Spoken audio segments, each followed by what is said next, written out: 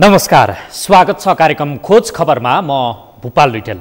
समाजमा भएका हरेक घटनामा हाम्रो नजर, जनताको सूचना पाउने अधिकारको सम्मान हाम्रो अभियान। त्यसैले समुन्नत र समृद्धशाली समाजको यात्रा खोज खबरको अन्तिम अभिष्ट अनि गन्तव्य हो। जनताको जीवधनको सुरक्षा गर्ने जिम्मेवारी लिएका प्रहरी कर्मचारीहरू पछिल्लो समय कमाउ धन्दामा मस्त रहेका विभिन्न घटना सार्वजनिक हुँदै आएको छ। अझै कमाउनका लागि विभिन्न आपराधिक गिरोहसँग मिलेर जिम्मेवारी बिर्सने प्रहरीको पनि कमी छैन। यहाँ चोरी, तस्करी, बलात्कारका घटना मिलाउने भन्दै पैसाको डिल गर्ने प्रहरीका अधिकृतदेखि जवानसम्म मुछिएका प्रशस्त उदाहरणहरू सार्वजनिक भएकै हुन्। हुँदा अब त केही प्रहरी कर्मचारीले मानव हत्या जस्तो गम्भीर अपराधको छानबिन गर्न समेत 50 लाख रुपैयाँको डिल गरेको तथ्य उजागर भएको छ। कसले गर्यो डिल अनि के छ त घटनाको वास्तविकता, हेरौँ यो रिपोर्ट।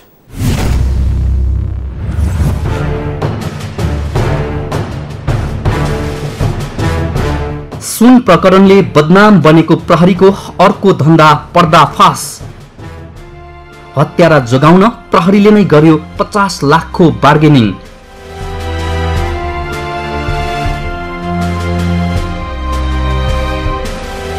टोले दादा, दलाल र प्रहरीका जुनियर अफिसरको साँठगाँठ।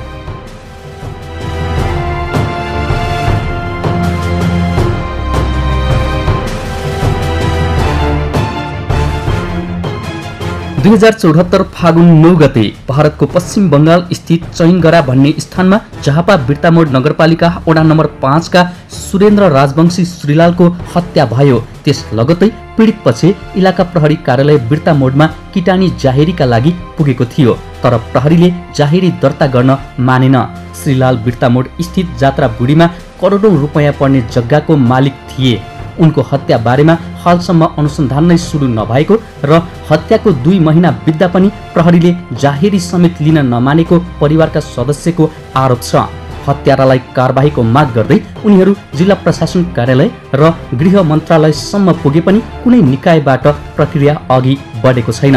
यही मेसोमा प्रहरीले बिर्तामोडका टोले दादा टेकराज लिम्बू लगायतका व्यक्ति प्रयोग गरेर परिवारसँग पैसाको डिल गरेको प्रमाण हामीले फेला पारेका छौँ। अनुसन्धान अघि बढाउन मृतक श्रीलालका ज्वाइँ सिरतलाल भनिने सुमन राजवंशी, जिल्ला प्रहरी कार्यालयका घुमुवा प्रहरी असै अम्बिका पोखरेल र टेकराज लिम्बू बीच लाखौं रकमको डिल भएको अडियो रेकर्डबाट देखिन्छ। यस्तो छ असै अम्बिका पोखरेल र टोले दादा टेकराज लिम्बू बीचको गोप्य संवाद। के अपराध गर्दा के हैन, तीनजनालाई पक्रेर भित्रहाल घर गर्दा आइजा भने उसो घर सर्च गर्न गस्तो गरेर आधी किलो गाँजै लगेर राख्यो भने पनि सकिन। 10 वर्ष गएन गर्दा नियतै हुँदा त के हुँदैन। झापाबाट पठाउने brown sugar 40 gram brown sugar पक्रेको मान्छेलाई चाहिँ झापाबाट पठाउने चाहिँ फलानु भनेर त्यहाँ मुद्दा चलाउनु, त्यो जेल गएको हुन्छ थाहै नभएको पुगेर लाग्छ 6 वर्षपछि गर्नु खर्च लाग्छ। नियत त्यो चाहिँ तपाईँहरूले पनि एउटा है ढिलो नगर्नु। यो जग्गाको जुन केस छ तपाईँहरूले यो केस उठाउँदै गर्नु, किनभने तपाईँलाई 2-4 पैसा दिइसकेपछि भोलि सरो भएर जाला कुरो हुनु। सरो भएर गएपछि यसले जस्तो सिरियस लिएर अरूले काम गर्न सक्दैन। नेपाल सिआइबीमा सबैभन्दा ठुलो पुरस्कारको राशि पाउने मान्छे नै यही हो क्या। कसैको केसहरूलाई लिएर बस्दैन यिनीहरू। यो बरु भिन्नै डिस्कसमा तपाईँले सल्लाह गर्नु, यसमा भिन्नै गर्नु, बरु भिन्नै गर्नु उनीहरूको सल्लाह हुनसक्छ र सँगै बसेर चाहिँ अलिकति मान्दैन क्या त्यो कुरो। ठिकै छ त, 2 चरण बसाउनु न त। हो त्यसरी चाहिँ 2 चरण बस्यो। यसलाई के गर्यो भने 2-3 वर्षसम्म हाल्ने तान्न त हल्का हाम्रो केस मुसेर नै तान्नुपर्छ यिनीहरूलाई। एउटा कस्तो ठुलो गल्ती भने त्यत्रो आगो लागो हामीले कसैले पनि त्यो घरको मान्छे किटानी जाहेरी दिएर यिनीहरूले हो भनेर जाहेरी दिन कोही मानेन। गोली लाग्यो, गोली हाने, त्यहाँदेखि दिनु खोजेको इलाकाले नमानेको जाहेरी किटानी दिन मानेन नि त। दिनु मानेको हामीले इलाकाले माने। आगोमा कि दिएको हो, आगोमा कि छुटमा आगोमा पनि गर्नु खोजेको। आगो त केस चल्यो त, पछि आगो त पछि मुद्दा मात्रै चल्यो, मान्छे कोही पक्रेन त्यो भयो। होइन यिनीहरूलाई सबै कुरो जोडेर त्यही केसमा हाल्न गाड्नु सकिँदैन जम्मै मिलाएर सकिन्छ। त्यो ठुलो केस बन्दैन नि। अब मान्छे मरो नेपालमा मरेको त यसलाई तपाईँले किटानी जारी दिएर यसले मारेको भन्दा गइहाल्थ्यो। इन्डियामा मऱ्यो क्या मान्छे। होइन इन्डियामा मऱ्यो कि तर यो आगो केस सबै केस मिसाएर यिनीहरूलाई त्यो एउटा 1.5 वर्ष कम्तीमा नि 1.5 वर्ष 2 वर्ष जाति हुने पनि यिनीहरूको धेरै उयो हुन्छ क्या। हुन पनि लिम्बू र पोखरेलले रकम पाए हत्यामा संलग्न शङ्कास्पद व्यक्तिहरूलाई होटलमा एवं व्यवसाय गर्ने युवती प्रयोग वा लागौषध प्रयोग गरी जेलमा सडाइदिने योजना बुनेका छन्। यस्तै मृतक श्रीलाल र टेक बहादुरका साथी धैरज राजवंशीले समेत अनुसन्धान अघि बढाउन झापाका उच्च प्रहरी अधिकारीले अम्बिका मार्फत 50 लाख रुपैयाँ माग गरेको भन्दै मृतकका भाइ मनोज राजवंशीलाई बारम्बार सम्पर्क गरेको पाइएको छ। यस्तो छ टोले दादा धैरज राजवंशी र मृतकका भाइ मनोज राजवंशीको गोप्य संवाद। अब उतापट्टिबाट मैले बुझे अनुसार नि सबै त्यो भद्रपुरको त्यो दिपक पौडेल छ यसले सबै कुरा बोकेको छ। अब ऊ त तान्तिने मान्छे त होइन होइन। अब ऊ चाहिँ प्रशासनदेखि लिएर सबै कुराहरू चाहिँ चलाइराखेको। यो त्यो कुरा कसैलाई नभन्नु होइन। त्यसले गर्दाखेरि डरै तरिकाले त्यो लाग्नुपर्छ। अब यिनीहरू ग्रुपलाई मैले ऊ गरेको होइन। उनीहरूको पनि काम नहोस् होस् नहोस् ठुलो मुख बनाए जस्तो लाग्छ होइन। त्यसै कारण चाहिँ के चाहिँ उचित हुन्छ त्यो काम गर्दाखेरि चाहिँ बेटर हुन्छ होइन। यसमा फेरि लफडा लाउने कोसिस गरिराखेको छन् होइन। अब मैले आन्तरिक बुझ्दा है फेरि लफडा लाउन खोजिराखेको छ होइन। यिनीहरू चाहिँ अब कसरी सेफ भएर चाहिँ अब ऊ गर्ने भन्ने किसिमको कुरा ऊ भइरहेको छ। अब सबै रमेश अहिले पनि दाइसँग कुदिराखेको छ। त्यसले गर्दाखेरि कसरी जाने के गर्ने। अब किनभने गएर फेरि केही बेनिफिट भएन पनि हाम्रो शक्ति भन्दा उनीहरूको शक्ति ठुलो भयो क्या। अहिले यस्तो कुराहरू फोनमा कति कुरा गरिरहेको भेटेर कुरा गरौँ नि त। अनि यताको टोली हाम्रो टोलीको चाहिँ भने के छ त? अब उनीहरू प्याकेजमा चाहिन्छ अब जो मोटामोटी ठुलै आशा गरेको छ। अन्त प्याकेजमै हो त नि। मैले त्यही त भनेको थिएँ त नि प्याकेजमै हो भने त प्याकेजमा कुरो खोल्नु पर्यो नि त। मोटामोटी भनेर हुँदैन त। ठुलै आशा कति ठुलो रहेछ त तिनीहरूले त्यो भन्नु पर्यो नि त। अब नबनिकन कसरी थाहा पाउनु दाइ? अब उनीहरू भन्छ मोटामोटी 50 जति खर्च हुन्छ। हामीले त्यसरी कसरी भन्दाखेरि हुन्छ भन्ने किसिमको कुरा गरिराखेको छ होइन। कसले? अब सबैसँग खुलेर त कुरा गर्न सकिँदैन। अन्त मसँग बसेर डिल गरोस् भनेको त नि मैले। तपाईँले पनि अस्ति भने तपाईँले पनि भन्नुभयो तपाईँ म 3 जना अरू ऊ अम्बिका बस्छ कि भूमि बस्छ कि टेके बस्छ कि को बस्छ तिनीहरू मध्ये 1 जना बसोस्। तपाईँ म ऊ बसौँ 3 जना बसौँ। अनि त्यो हिसाबको कुरा उनीहरूले के भनिरहेको छ नि प्रशासन त कुरै गर्न चाहँदैन। प्रशासन अब गोप्य तरिकाले गर्नुपर्छ अनि हामी बसेर त्यसको डिस्कसन गर्नु। अब 50 जति भनिराखेको छ। मैले 50 जति भनिराखेको होइन। मैले पुरै निकाल्न मलाई नै अप्ठ्यारो हो क्या। होइन होइन यस्तो हो ठिकै छ जति भए पनि त्यो त अब अलिकति तलमाथि हुन्छ होइन। त्यसको लागि टेन्सन तर आउनु पनि त 1 जना त हामी हामी जिम्मेवारी छौँ। हामीलाई यति यति डिमान्ड छ। तिमीहरूको के विचार छ? तिमीहरूको गर्छु कि गर्दैन त्यो भन्नु पर्यो नि त तिनीहरूले। अब गर्ने भए हामी गर्छौँ भन्छौँ नगर्ने भए हामी गर्दैनौँ भन्छौँ होइन त। कुरो गरेपछि क्लियर गर्नु पर्यो नि त। त्यो अड्काएर जोडा पाराले कुरो गर्नु हुँदै भएन नि त। अनि त्यही भएर अब अमिका सरलाई फोन गरेर बोलाएर अब के अब कुरो के पनि अब के गर्नु भन्दा त कुरो झटपट अब हुन्छ भने हुन्छ हुँदैन भने हुँदैन होइन। तिनीहरूले हुन्छ अब गर्छन् भने ठिकै छ गर्दैन भने त हामीले त अब दुनियाँ हेर्नु पर्यो नि त अरू पनि। अब यत्तिकै आसमा बसेर त भएन। अब भइसक्यो अब 3-4 दिन भइसक्यो तपाईँले कुरो चाल्नु भएको चल पर्ने छैन। ल ठिकै छ म आज सम्पर्क गर्छु नि त। ल आज सम्पर्क र वर्षक आजै बस्ने कुरो हो नि के भन्नुहुन्छ? ल ल। टेक बहादुरले अनुसन्धान सुरु गर्नका लागि बिर्ता मोडका डिएसपी र अम्बिकालाई 5 लाख रुपैयाँ पेस्की रकम मागेका छन्। तर 50 लाख रुपैयाँ मध्ये 35 लाख रकम उनीहरूले लगिसकेको स्रोतको भनाइ छ। यस्तो छ टेक बहादुर र मृतकका ज्वाइँ सुमन राजवंशीको गोप्य संवाद। हेलो हजुर दाइ। ए म घर गएको छुइनँ कि। हजुर। खर्च के गरौँ उमेश दाइसँग कुरो गरौँ कि तपाईँबाट गरौँ अलिकति यहाँ कहाँको लागि नि? हाम्रो यो प्रशासनमा भाइहरू पनि यहीँ हुनुहुन्छ कि। त्यही त कति के खर्च दाइ? अहिले देशी साथलाई पनि गरौँ अनि एकछिनमा भेटौँ कि। त्यो पहिला भेटौँ न। अनि अहिले भाइहरू अलिअलि खर्च हामी पनि कुद्ने पैसा छैन भन्दैछन् कि। अब यो मैले भनेको जस्तो लाग्छ स्पिडमा पुग्नु सकिएन भने यो केस अप्ठ्यारो हुन्छ है भनेर मैले भनेको छु। 5 जति के गरेर यो भाइलाई त्यहाँ देशलाई अलिकति मिलाइराखौँ अहिले अनि केस सुरु भएको दिन सब तरिकाले जाउँला न हुन्न। इलाका प्रहरी कार्यालय बिर्ता मोडका डिएसपी कृष्ण कोइराला र असै अम्बिका पोखरेल लगायतका गुमुवासँग अत्यन्तै निकट सम्बन्ध रहेर गुण्डागर्दी गर्दै आएका टेकराज र धैरजले भनेका व्यक्तिको नाममा पास गर्दिन दबाब दिन थालेको मनोजको भनाइ छ। तर 16 करोड 75 लाखमा मृतकले बिक्री गरेको भनिएको उक्त जग्गाको 25 लाख रुपैयाँ मात्रै प्राप्त गरेको कागज रहेको उनले बताए। त्यसबेला पनि टेक बहादुरले नै उक्त जग्गा बिक्री गर्न भूमिका खेलेका थिए। जग्गा खरिद बिक्री प्रकरणलाई नजिकबाट अनुसन्धान गरिए हत्यारा पत्ता लाग्ने उनको भनाइ छ। अब यत्रो कागज भयो, हरेक कुरा भयो, केही त कागज गरेको होला नि भन्दाखेरि कागजै देखाउनु उहाँहरूले एउटै मात्र भन्नुहुन्छ कि बैनानामा त्यो टोकन जुन छ टोकनको कागज मात्र दिनुभएको छ। त्यही भएर हामीले विशेष लागेको छैन। यो केस अगाडि बढ्यो भने दाइको केस अगाडि बढ्यो भने यो सबै कुराहरू भोलिको दिनमा निस्किन्छ भनेर हामीले जग्गा अहिले बेचेको छैनौँ सर। भारत लगेर जग्गाको कागज गर्न चाहिँ डिटेली चाहिँ सर मलाई थाहा छैन।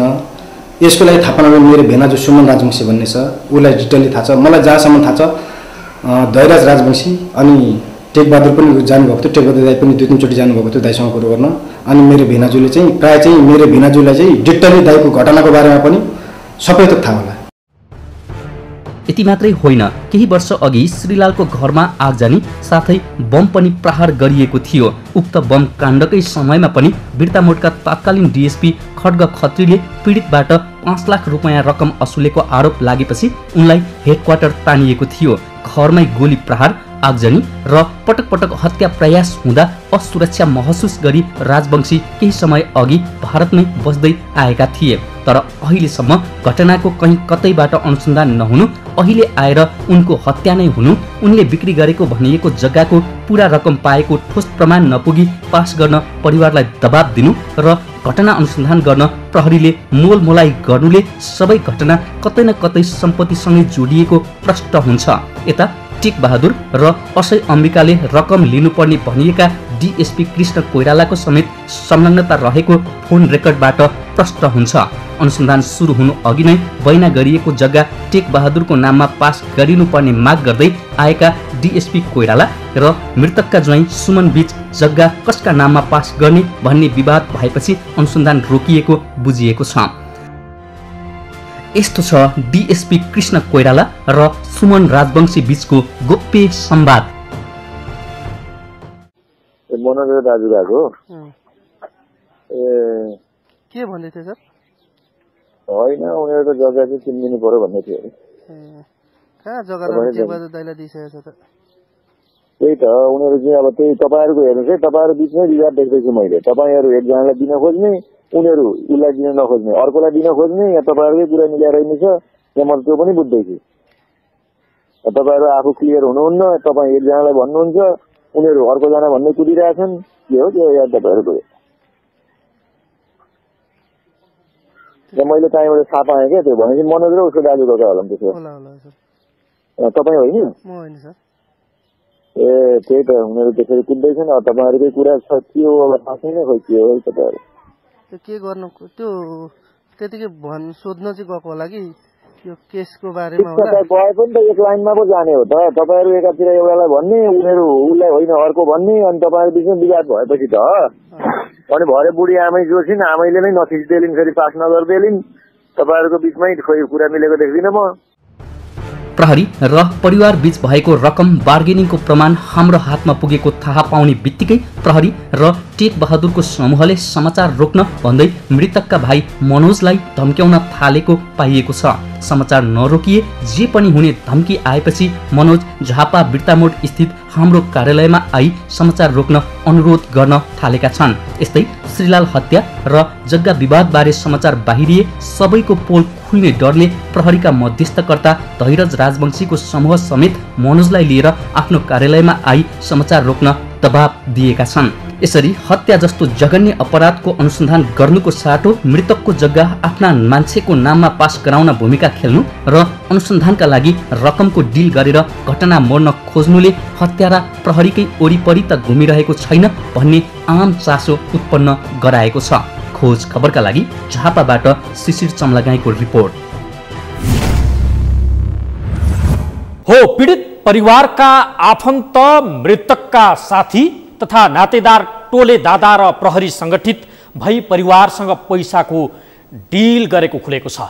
हुन त 8 वर्ष अघिबाट जिल्ला प्रहरीका घुमुवा बसेर आपराधिक व्यक्तिहरूसँग मिलेर कमाउ धन्दा चलाउँदै आएका असै पोखरेलको करतुतहरू जिल्लाका त्यहाँ पुग्नै सबै प्रहरीका हाकिमहरूलाई राम्रोसँग थाहा छ।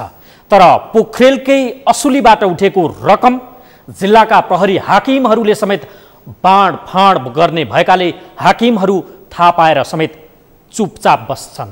अब भने हत्यासँग जोडिएपछि उनीहरू जोगाउन पैसाको डिल गर्ने प्रहरीलाई कारबाही हुन्छ या हुँदैन त्यो भने हेर्न बाँकी नै छ। कार्यक्रममा एकैछिन ब्रेकपछि जिल्ला प्रशासन कार्यालय झापाको अर्को करतुत उजागर गर्नेछौँ, हेर्दै गर्नुहोला।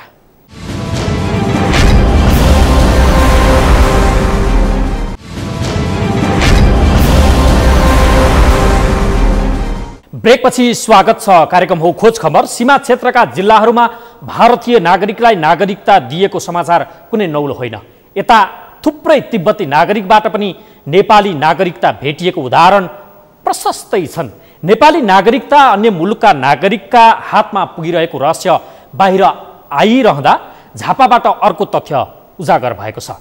भुटानी नागरिकलाई नेपाली नागरिकता हो। झापा जिल्ला प्रशासन कार्यालयबाट विदेशी नागरिकहरूलाई वंशजका आधारमा नेपाली नागरिकताको प्रमाणपत्र जारी भएको खुलासा भएको छ।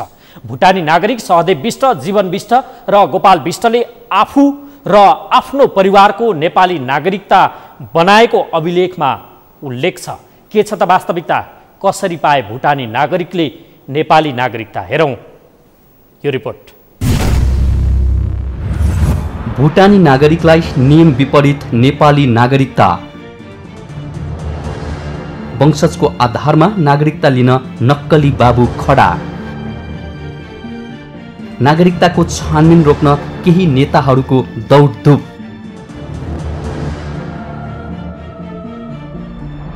कुनै पनि देशका नागरिकका लागि निकै महत्त्वपूर्ण कागजात हो नागरिकता।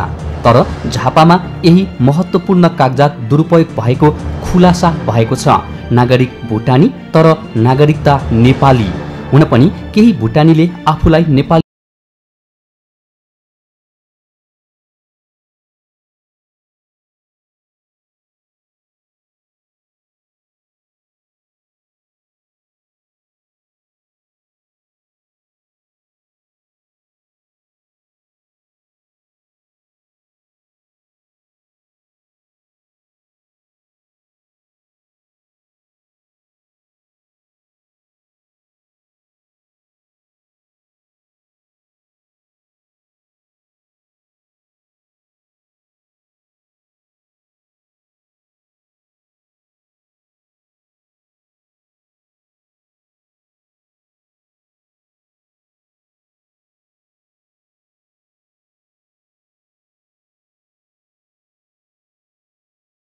स्थान जिल्ला प्रशासन कार्यालय झापा, जुन स्थानबाट विदेशी नागरिकहरूलाई वंशजका आधारमा नेपाली नागरिकताको प्रमाणपत्र जारी भएको छ।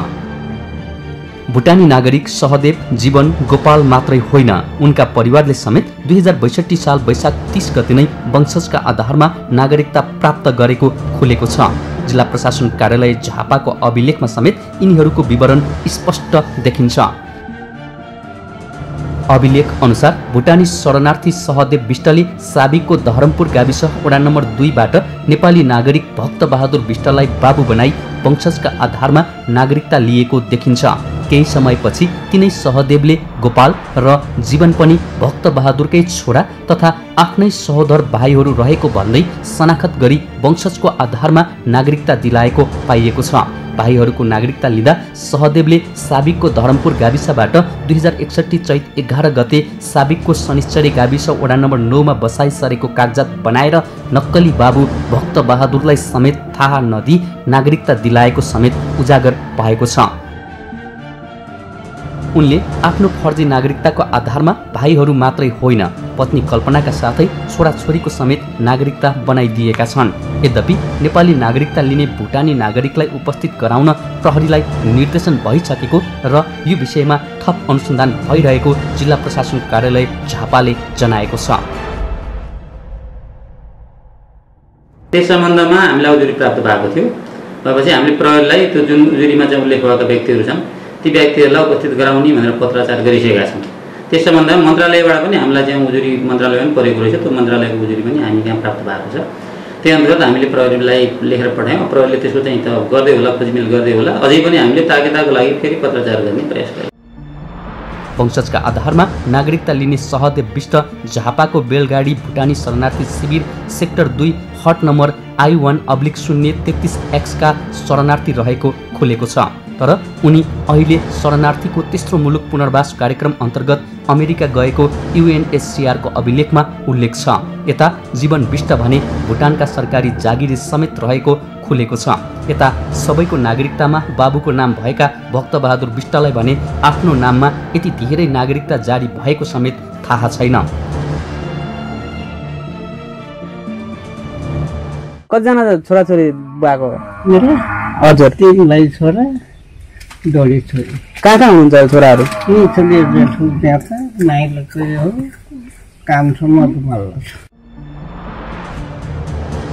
यिनले आफ्ना छोराहरू 3 जना मात्रै रहेको खुलासा गरेका छन्। विष्ट परिवारको नागरिकता छानबिनमा परिसँगै केही नेता कारबाहीबाट जोगाउन जिल्ला प्रशासन कार्यालयदेखि गृह मन्त्रालयसम्म धाउन थालेको बुझिएको छ। जे भए पनि कानुन कुल्चनेलाई उन्मुक्ति दिन हुँदैन। यो प्रकरणमा उचित छानबिन गरी दोषीलाई कारबाही हुनै पर्छ। खोज खबरका लागि झापाबाट शिशिर चम्लागाईको रिपोर्ट।